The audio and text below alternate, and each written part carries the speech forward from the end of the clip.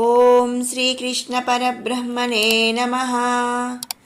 Hi అండి, అందరికీ నమస్కారం. మనం ప్రతిరోజు చెప్పుకునే భగవద్గీతలో నిన్నటి వీడియోలో పాండవుల యొక్క శంఖముల యొక్క వివిధ పేర్లను మనం తెలుసుకున్నాం. అలాగే ఇంకా వేరే వీరులు ఎవరెవరు శంఖాన్ని ధ్వనింపజేశారు అనే విషయాన్ని నిన్నటి వీడియోలో తెలుసుకున్నాం. 18వ శ్లోకం. ద్రుపదో ద్రౌపదేయాశ్చ సర్వతః పృథివీపతే సౌభద్రశ్చ మహాబాహుః శంఖాన్ దద్ముః పృథక్ పృథక్. ఈ శ్లోకంలో హే మహారాజా ధృతరాష్ట్ర, మరి ద్రుపద మహారాజు ద్రౌపదీ తనయులు అయిన 5 అలాగే భుజబల సంపన్నుడగు అభిమన్య కుమారుడు ఇట్లా అందరూ అంటే ఇలా ఉన్న అందరూ కూడా అన్ని వైపుల నుండి ఒకరి తర్వాత వేరొకరు వేరువేరుగా తమ శంఖములను పూరించిరి. మరి ఎంత క్రమశిక్షణ వారిలో ఉన్నదో కదా అని మన సంజయుడు ధృతరాష్ట్రునితో వివరిస్తున్నాడు. మరి ఇంతకు ముందు శ్లోకాల్లో మనం చెప్పుకున్నాము, భీష్మ పితామహుడేదో దుర్యోధన్ని ఉత్సాహపరచడం కోసం శంఖం మ్రోగించినప్పుడు మిగిలిన కౌరవ వీరులందరూ కూడా ఒకటేసారిగా తమ తమ శంఖములను అలాగే యుద్ధ వాయిద్యాలను ఒక్కసారిగా మ్రోగించారు. ఏది ఎవరు మోగించారు అనేది కూడా తెలియనంత గోల తోచినది. అంటే క్రమశిక్షణ అనేది వారిలో లేదు అని సంజయుడు ధృతరాష్ట్రునితో చెప్పాడు. ఆ తర్వాత పాండవులు ఎంత క్రమశిక్షణగా ఒకరి తర్వాత ఒకరు తమ తమ శంఖాలను పూరించారు అని కూడా ఇక్కడ సంజయుడు వివరించాడు. మరి ఇంకా ఏం చెప్పాడు అంటే, సఘోషోధార్తరాష్ట్రాణం హృదయాని వ్యధారయేత్ నభశ్చ పృథివీం చైవ తుములోప్యనునాదయన్. మరి ఇంకా ఏం చెప్పాడంటే, ఓ రాజా, పాండవులూదిన శంఖనాదములు ఒక పెద్ద సంకీర్తన ధ్వనిగా భూమి ఆకాశములను దద్దరిల్లి చేసినవి అని చెప్పాడు. దానిని విని నీ కుమారుల యొక్క కౌరవసేనలోని ఇతరులందరి యొక్క హృదయములు కూడా వ్రక్కలైపోయినాయి, అంటే విరిగిపోయినాయి, ముక్కలైపోయినాయి. అంటే ఇప్పుడు మరి కౌరవులు మ్రోగించిన శంఖనాదములు ఏంటి అంటే అన్నీ ఒకేసారి మ్రోగించటం వల్ల గోలగోలగా ఉన్నాయి, కానీ వినసొంపుగా లేవు. మరి ఇక పాండవులు ఊదిన శంఖనాదములు చాలా అంటే చాలా బాగా ఉన్నాయి. ఆ ధ్వని ఎలా ఉంది అంటే భూమి ఆకాశం రెండు కూడా దద్దరిల్లిపోయింది. ఆ పాండవుల యొక్క శంఖనాదాలకి ఈ కౌరవ సేనలో ఉన్న కొంతమంది హృదయాలు కూడా ముక్కలైపోయినవి, అంటే అంత భయపడ్డారు అని ఇక్కడ సంజయుడు వివరిస్తున్నాడు. మరి అంతే కదండి, ఏదైనా మనం న్యాయం ధర్మం అనేది మనం పాటించినప్పుడు వాళ్ళు చెప్పే మాట కానీ వాళ్ళు ఏదైనా గట్టిగా చెప్పినా ఒక మాట చెప్పినా యువతల అంటే తప్పు చేసే వాళ్ళ యొక్క హృదయాలనేవి కొంత భయానికి లోనవుతూ ఉంటాయి. అదే విధంగా ఇక్కడ కౌరవసేనలోని కొంతమంది హృదయాలు ఆ పాండవుల యొక్క శంఖనాదాలకి వ్రక్కలైపోయాయి, అంటే ముక్కలైపోయాయి అని ఇక్కడ తెలుస్తుంది. తర్వాత శ్లోకం. అథ వ్యవస్థితాన్ దృష్ట్వా ధార్తరాష్ట్రాన్ కపిధ్వజః ప్రవృత్తే శస్త్ర సంపాతే ధనురుద్యమ్య పాండవః. ఇంకా మహారాజా, శ్రీకృష్ణుడు హృషీకేశుడు అంటే జీవులందరి యొక్క ఇంద్రియములను తానే నియమించువాడు. శ్రీకృష్ణుడికి హృషీకేశుడు అని ఒక పేరు ఉంది. అంటే అసలు హృషీకేశుడు అంటే ఏంటి అంటే జీవులందరి యొక్క ఇంద్రియములను కూడా తానే నియమించువాడు అని అర్థం అన్నమాట హృషీకేశుడికి. ఎవరేది చేయవలనన్నా మానవలేనన్నా తనే చేయించగలవాడు.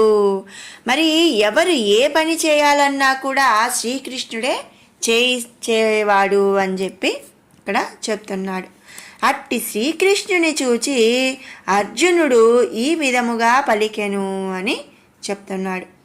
మరి ధృతరాష్ట్ర మహారాజుకి సంజయుడు ఇలా చెప్పాడనమాట. ఏంటి అంటే అసలు శ్రీకృష్ణుడు జీవులందరి యొక్క ఇంద్రియాలను నియంత్రించేవాడు.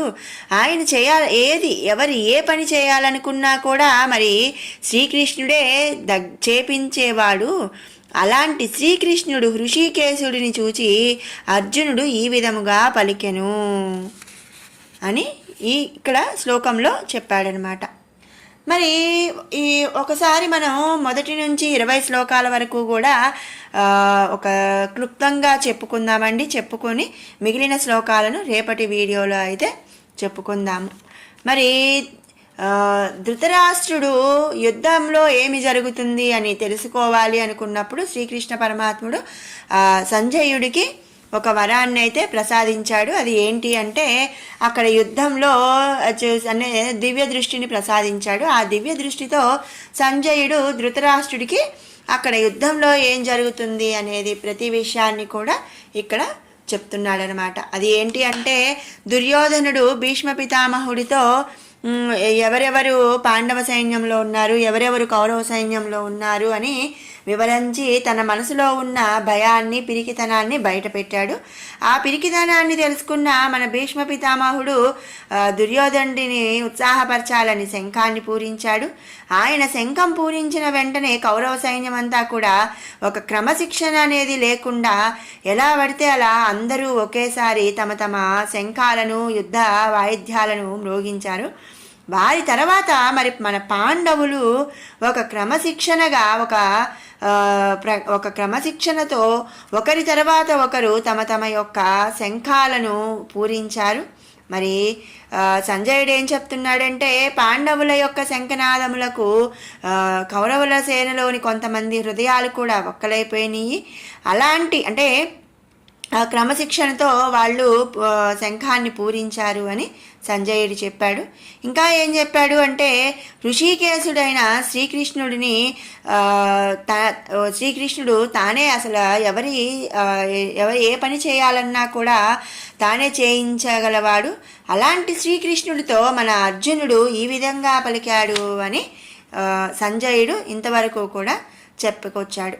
మరి మనం ఈ 20 శ్లోకాల నుంచి కూడా మనం నేర్చుకోవాల్సిన విషయం ఏమిటి అంటే ఒక క్రమశిక్షణ, మన జీవితంలో ఏ పని చేసినా కూడా ఒక క్రమశిక్షణ అనేది తప్పనిసరిగా క్రమశిక్షణ అనేది ఉండాలి. క్రమశిక్షణ ఉంటే మనం ఏ పని చేసినా చక్కగా ఉంటుంది. మరి క్రమశిక్షణ లేకుండా అదే పని మనం చేసినా దానికి ఎలాంటి విలువ అనేది కూడా ఉండదు, అలాగే దానికి ఎలాంటి గుర్తింపు కూడా ఉండదు అని చెప్పి మనం ఈ శ్లోకాల నుంచి అయితే తెలుసుకోవాలన్నమాట. అలాగే ఇంకా ఏంటంటే పాండవుల యొక్క ప్రతి ఒక్కళ్ళ యొక్క శంఖానికి, అలాగే శ్రీకృష్ణుడి యొక్క శంఖానికి కూడా వారి యొక్క శంఖానికి ఒక్కొక్క పేరు ఉంది అని కూడా మనం ఇక్కడ తెలుసుకున్నాము. సో ఇవాల్టితో 20 శ్లోకాలు పూర్తి అయినాయి కదండి. రేపు మరికొన్ని శ్లోకాలకు మనం వివరణ తెలుసుకుందాము. ఈరోజు 1 నుంచి 20 శ్లోకాల వరకు కూడా మనం పారాయణ చేసుకుందాము. ధృతరాష్ట్ర ఉవాచ ధర్మక్షేత్రే కురుక్షేత్రే సమవేతాయుత్సవః మామకాః పాండవాశ్చైవ కిమకుర్వత సంజయ.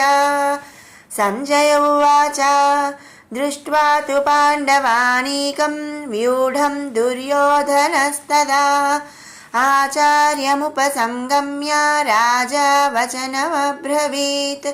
పశ్చేతాం పాండుపుత్రాణమాచార్యమహతీం చ మూం వ్యూఢాం ద్రుపదపుత్రేణ తవ శిష్యేన ధీమతా अत्र सूरा महेश्वासा भीमार्जुनसमायुधि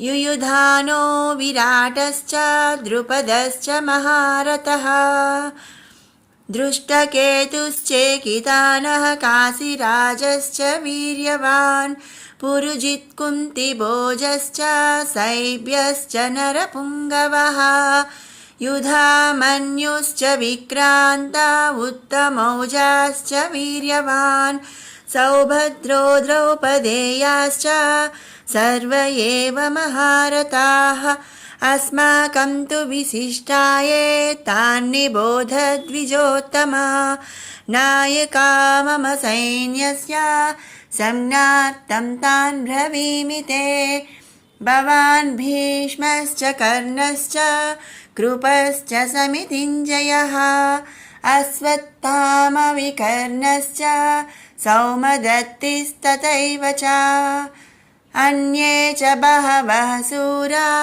मदत्ते त्यक्तजीविताः नानाशस्त्रप्रहरणाः सर्वे युद्धविशारदाः अपर्याप्तं तदस्माकं बलं भीष्माभिरक्षितं पर्याप्तं त्विदमेतेषां बलं भीमाभिरक्षितम् अयनेषु च सर्वेषु यथा भागमवस्थिताः भीष्ममेवाभिरक्षन्तु भवन्तः सर्व एव हि तस्य सञ्जनय हर्षं कुरु वृद्धः पितामहः सिंहनादं विनद्योच्चैः शङ्खं दद्मौ प्रतापवान् ततः शङ्काश्च भैर्यश्च पणवानकगोमुखाः सहसैवाभ्यहन्यन्त सशब्दस्तु मुलोऽभवत् ततः श्वेतैर्हयैर्युक्ते महति स्यन्दने स्थितौ माधवः पाण्डवश्चैव दिव्यौ शङ्खौ प्रदध्मतुः पाञ्चजन्यं हृषीकेशो देवदत्तं धनञ्जयः पौण्ड्रं दद्मौ महाशङ्खं भीमकर्मा वृकोदरः अनन्तविजयं राजा कुन्तीपुत्रो युधिष्ठिरः नकुलः सहदेवश्च सुघोषणमणिपुष्पकौ कास्यश्च परमेश्वासः शिखण्डी च महारथः दृष्टद्युम्नो विराटश्च सात्यकिश्च पराजितः द्रुपदो द्रौपदेयाश्च सर्वसः पृथिवीपते सौभद्रश्च महाबाहुः शङ्खान् दद्मुः पृथक् पृथक् सघोषोधार्तराष्ट्राणां हृदयानि व्यधारयत् नभश्च पृथिवीं चैव तुमुलोऽभ्यनुनादयन् अथ व्यवस्थितान् दृष्ट्वा दार्तराष्ट्रान् कपिध्वजः प्रवृत्ते शस्त्रसम्पाते धनुरुद्यम्य पाण्डवः। ॐ श्रीकृष्णपरब्रह्मणे नमः।